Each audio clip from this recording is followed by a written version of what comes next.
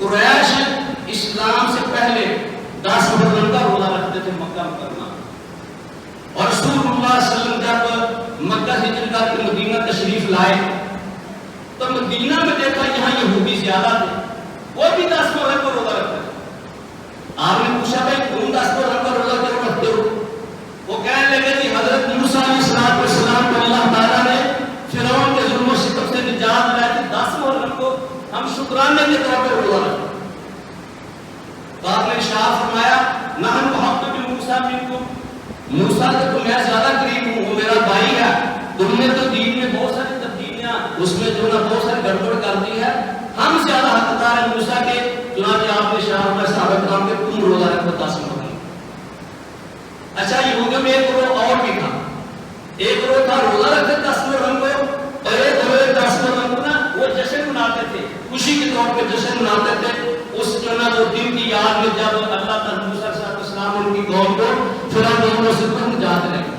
یعنی وہاں دو گروہ تھے۔ تو آپ نے ارشاد فرمایا کہ تم اس دن کا روزہ رکھو، بلکہ رمضان کے روزے فرض ہونے سے پہلے 10 محرم کا روزہ فرض تھا وہ رکھا جاتا، رمضان کے روزے فرض ہونے سے پہلے 10 محرم کا روزہ فرض تھا وہ رکھا جاتا تھا۔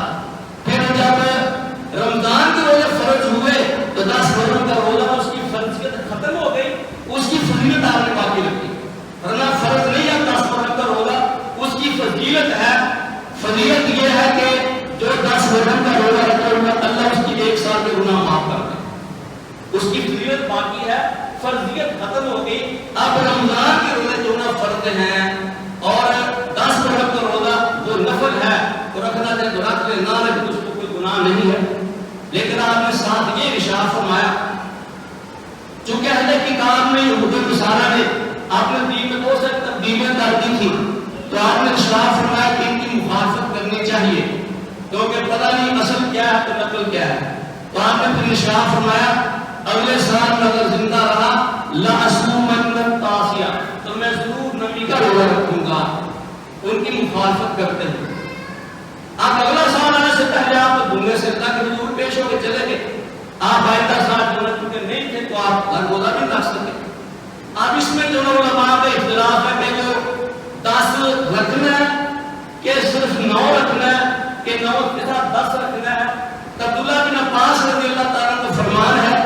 کہ اصل تو 10 محرم ہی ہے، لیکن ان کی مخالفت کے لیے یہودیوں کی آپ نے ساتھ 9 کا رکھنا تھا، اس نے فرمایا کہ 9 کے ساتھ 10 یعنی 10 کے ساتھ 9 2 روزے رکھ کے جو نا وہ آپ اس ثواب حاصل کر سکتا ہے اور یہودی کی مخالفت بھی ہو جائے گی۔ ایک روایت بھی بیان کرتے ہیں کہ آپ نے ارشاد فرمایا ہر روایت میں کچھ کمی ہے کہ ایک دن پہلے روزہ رکھو یا ایک دن بعد میں روزہ رکھو تاکہ ان کی مخالفت بھی ہو جائے اور روزہ بھی رکھا جائے۔ پر اس میں جو نا کوئی انسان انشاءاللہ کوئی سختی یا اس میں جو نا وہ نہیں زیادہ آپ جس طرح بھی شکل اختیار کر دیں انشاءاللہ اس پر ضرور مل جائے گا۔